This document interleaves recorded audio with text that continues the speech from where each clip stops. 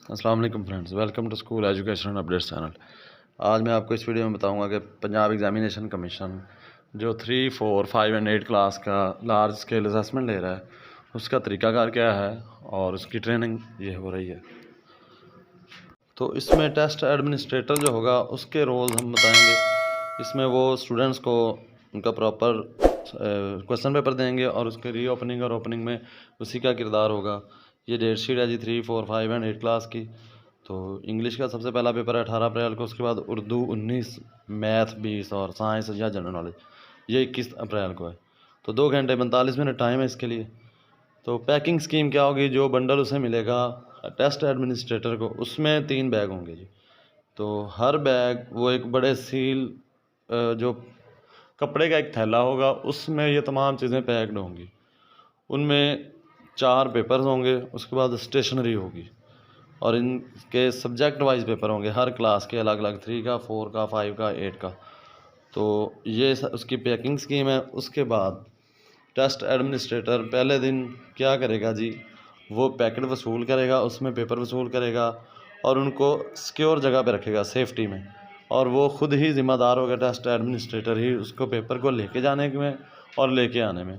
तो हर दिन पेपर से पहले स्टूडेंट्स और टीचर या हेडमास्टर की निगरानी में उस पैकेट को खोला जाएगा और उस दिन का पेपर लेके बंद करके वापस ले आया जाएगा। तो इसको फाड़ा नहीं जा सकता।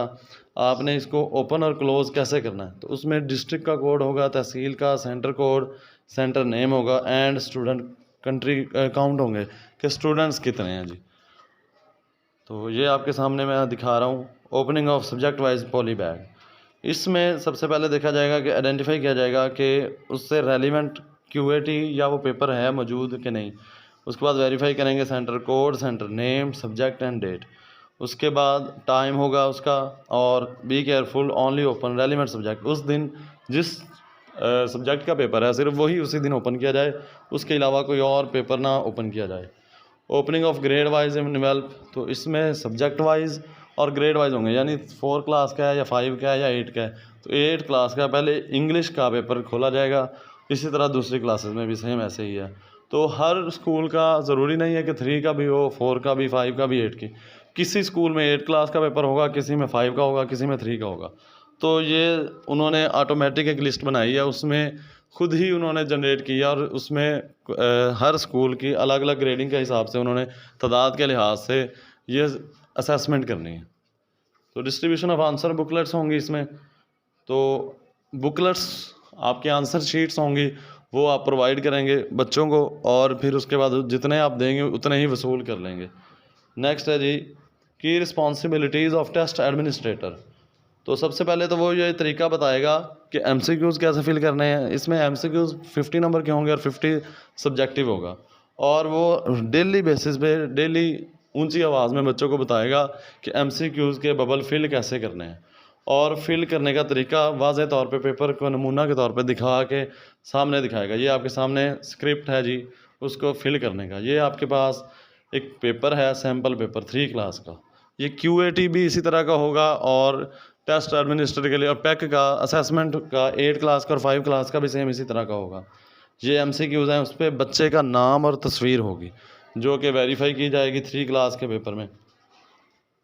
ये आपके सामने नज़र आ रहा है। Next read out, test administrator shall read out aloud all instructions in local language, यानी आप अपनी उधर की लोकल लैंग्वेज में ऊंची आवाज़ में बोल के बताएंगे। और इसमें इंपॉर्टेंट इंस्ट्रक्शन ये है कि तमाम पेपर को आप सिर्फ ब्लैक बॉल पॉइंट से कर सकते हैं, मार्कर से नहीं कर सकते, ना ही पेन से कर सकते हैं। सिर्फ ब्लैक बॉल पॉइंट इस्तेमाल होगी, उससे ही करना है। तो इंस्ट्रक्शंस फॉर स्टूडेंट्स, तो पेपर के 2 हिस्से हैं, ए और बी। ए हिस्सा है उसमें 50 नंबर के एमसीक्यूज होंगे, बी पार्ट में आपके सब्जेक्टिव होगा। दोनों को अटैम्प्ट करना ज़रूरी है और आंसर बुक आपने एंड पे टेस्ट एडमिनिस्ट्रेटर को जमा करवानी होंगी। कोई भी खाली पेज नहीं छोड़ना और कोई भी पेज आप फाड़ नहीं सकते, स्टूडेंट्स फाड़ नहीं सकते। ये प्रैक्टिस के लिए दिया गया है जी एमसीक्यूज कैसे फिल करने, बबल फिल करने का तरीका। तो पहले जो बॉक्स है ये बिल्कुल करेक्ट है, उसके बाद वाले ये गलत हैं। तो इसी तरह ये पार्ट ए है एमसीक्यूज वाला और पार्ट बी सब्जेक्टिव होगा। दोनों को फिल करने का तरीकाकार यहाँ पे बताया गया है, ये आपके सामने है। इधर इसी शीट के ऊपर ही टेस्ट एडमिनिस्ट्रेटर उनको बताएगा कि बच्चों ने इसके ऊपर ही पेपर अटैम्प्ट करना है। ये स्टूडेंट्स के लिए इंस्ट्रक्शंस हैं कि कोई भी पेपर खुद नहीं रखेंगे, फाड़ेंगे नहीं, बबल्स ख़राब फिल नहीं करने और QR कोड के ऊपर कोई चीज़ नहीं लिखनी। अगर वो सही नहीं हुआ तो वो बताना है और बबल फिल करने से पहले टेस्ट एडमिनिस्ट्रेटर से पूछना है इसके बारे में। तो दोबारा जब पेपर एंड हो जाएंगे तो रीपैक कैसे करना है, रीपैकिंग इंस्ट्रक्शंस हैं जी। तो सबसे पहले तो आप देखें कि सब्जेक्ट वाइज अलग अलग थैला बन गया, अलग अलग इन्वेल्प होना चाहिए। उसके बाद आप देखेंगे उसमें सारे पेपर्स भी हैं, उसके बाद सब्जेक्ट वाइज और ग्रेड वाइज पेपर्स के अलग अलग थैले इकट्ठे करें और एंड वाले बड़े थैले में उनको तमाम को जमा करके साइन करके उसमें जमा करवा देंगे और एंड पे आप RI जो स्कूल का हेडमास्टर होगा उसके हवाले कर देंगे। वो लाहौर पैक के इदारे को ये भेज देगा, ये उसकी ज़िम्मेदारी है। तो ये टेस्ट एडमिनिस्ट्रेटर ने ही साइन करने हैं और क्लोज़ करने हैं सारे मामला, सारे ज़िम्मेदारी टेस्ट एडमिनिस्ट्रेटर की ही है, उसने ही ये तमाम काम करने हैं।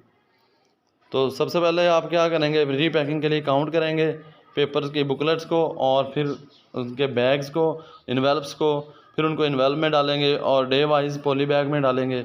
उसके बाद आप सील लगा देंगे और ऊपर नाम और अपने साइन कर देंगे और डेट लिख देंगे और जितने बच्चे मौजूद होंगे उनकी तादाद लिख देंगे, प्रेजेंट जितने होंगे, एब्सेंट जितने होंगे। ये आपके सामने इंस्ट्रक्शन दिखाई जा रही हैं। जिन लोगों ने मेरा चैनल सब्सक्राइब नहीं किया काइंडली वो सब्सक्राइब कर दें जी। उसमें आप सब्जेक्ट वाइज इन्वेल्प कैसे रखेंगे, put return envelope of all these classes in black poly bag में, जो ब्लैक पॉली बैग में आई थी उनमें ही दोबारा रख देंगे। उसके बाद सील करेंगे पॉली बैग को, साइन करेंगे और फिर remember all used and unused envelopes must be returned. जितने इन्वेल्प इस्तेमाल हो गए हैं या जितने पेपर और जितने नहीं हुए वो सभी आपने भेजने ज़रूरी हैं। तो शुक्रिया, अल्लाह हाफिज़।